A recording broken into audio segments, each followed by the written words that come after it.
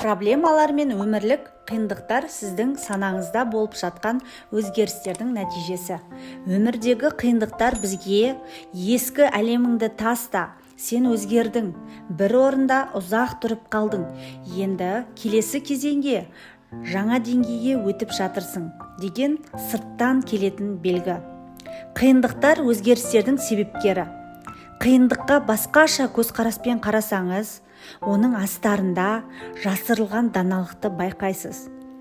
Пайда болған проблемалардың көлемі сіздің потенциалыңыздың мөлшерін көрсетеді.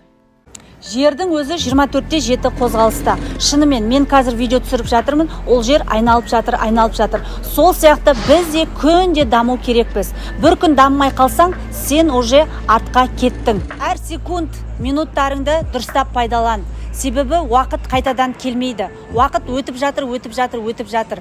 Сен бұл өмірге просто тамақ ішіп, ұйықтау үшін келген жоқсың. Сондықтан да потенциалыңды аш, дамы, жаса.